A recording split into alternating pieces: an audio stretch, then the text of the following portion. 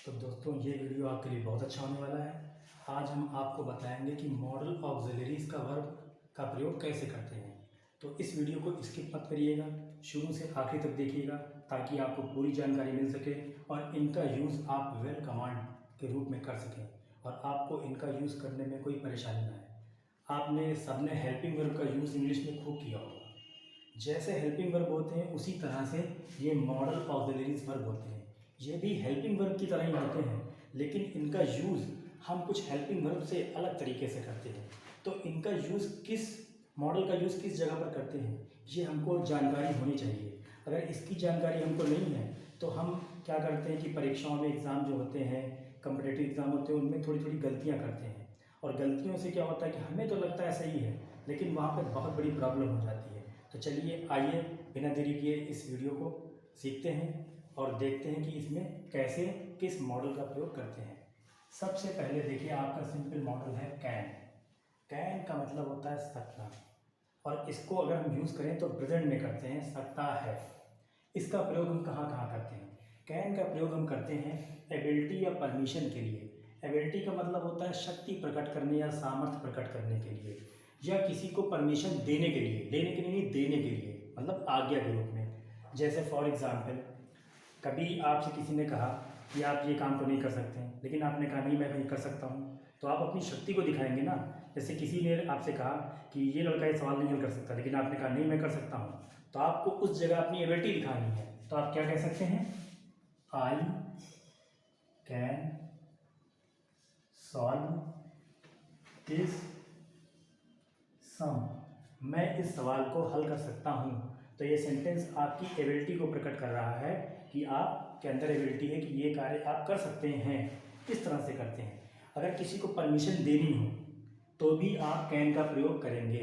जैसे आपकी कोई जगह है, आपका उस पर आधिपत्य है, अधिकार है, और कोई वहाँ बैठना चाह रहा है, किसी बेंच पे आप बैठे हैं और आप नहीं चाहते कि वहाँ बैठे, तो आप उससे कह सकते हैं यू कैन नॉट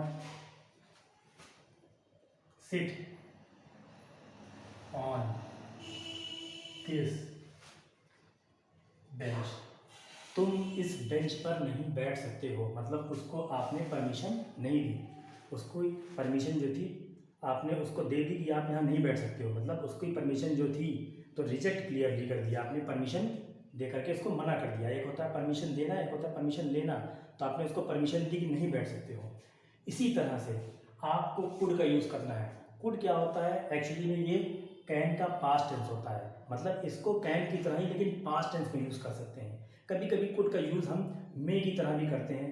जैसे कुड आई कम इन, क्या मैं अंदर आ सकता हूँ, वो भी पोलाइटली है लेकिन मे से थोड़ा कम पोलाइटली दर्शाता है। इसी तरह से चलिए आगे बढ़ते हैं शुड का प्रयोग। शुड के लिए लिखा है यहाँ पर एडवाइस।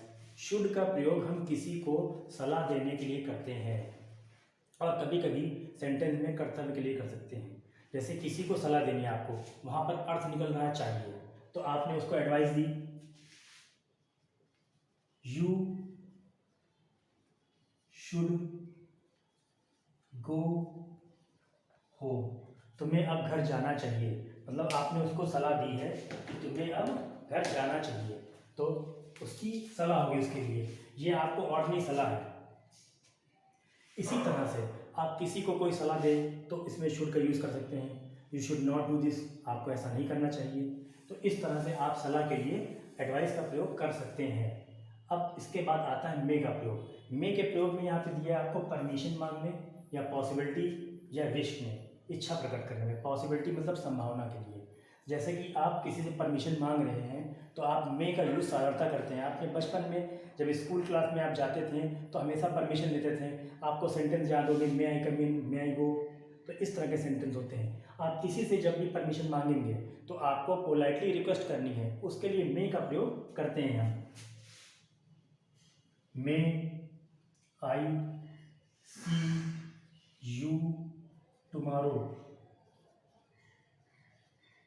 क्या मैं कल आपसे मिल सकता हूँ। इसमें आप मे का प्रयोग करेंगे क्योंकि आप यहाँ पे परमिशन मांग रहे हैं।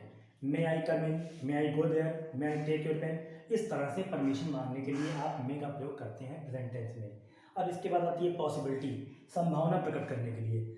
जैसे देखिए आजकल बारिश का मौसम है, तो हम अगर कहें कि आज वर्षा हो सकती है, ये तो नहीं कहेंगे कि आज वर्षा होगी। हम लोग संभावना प्रकट करते हैं कि आज वर्षा हो सकती है। तो आप इसके लिए क्या कह सकते हैं, इट मे रेन टुडे। इसका अर्थ है आज वर्षा हो सकती है। इसी तरह से हम कह सकते हैं वह आज आ सकता है, ही मे कम टुडे।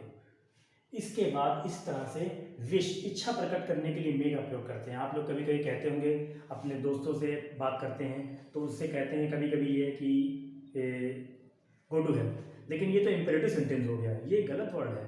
इसका यूज हम इस तरह से करते हैं, may you go to help. इसका अर्थ होता है नरक में जाओ या भाड़ में जाओ।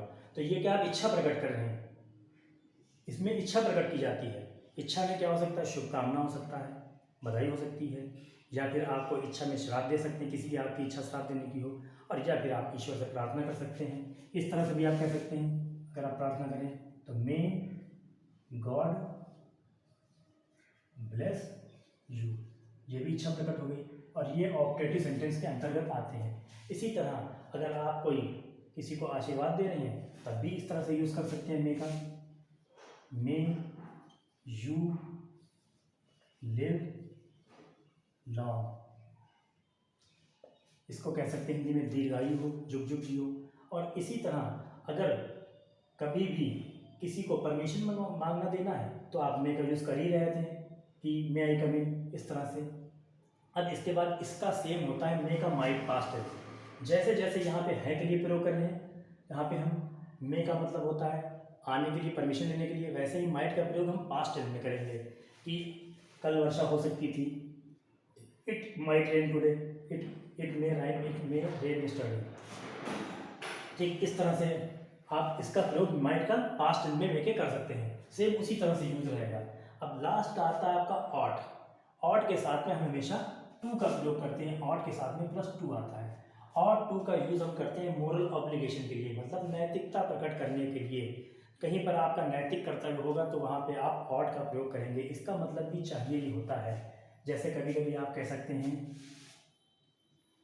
We ought to serve our country, हमें अपने देश की सेवा करनी चाहिए। ये मोरल ऑब्लिगेशन है, नैतिक कर्तव्य है हमारा। इस तरह से हम इन मॉडल्स का यूज़ आसानी से कर सकते हैं। और इस तरह से मॉडल का यूज़ करके आप कोई भी सेंटेंस हो, जब स्टोरी आती है उसमें मॉडल का यूज़ होता है, और तरह तरह के एग्जामिनेशन में ये मॉडल्स के यूज़ आते हैं, तो आपकी गलती की संभावना कम से कम हो जाएगी। इस तरह के वीडियो को ज़्यादा से ज़्यादा पाने के लिए आप हमारे चैनल को लाइक करें, शेयर करें और सब्सक्राइब करें, और वीडियो को शेयर ज़्यादा से ज़्यादा करें, ताकि हम रोज़ आपको नए से नए वीडियो बना करके दे सकें, जिससे आपका माइंड बहुत अच्छी से तेज़ी से वर्क करे और आप इंग्लिश में बढ़िया फ्रीक्वेंट हो जाएं और अच्छी तरह से इंग्लिश के जानकार हो जाएं, और आपको भी इंग्लिश अच्छी तरह से आने लगे। तो इसके साथ में अगला वीडियो आपको, जो आप कमेंट बॉक्स में कमेंट करेंगे उस टॉपिक पर वीडियो बनाऊंगा। तो इसी के साथ खत्म करते हैं टॉपिक यहीं पर, अगली टॉपिक में फिर मिलते हैं, तो कमेंट करिए।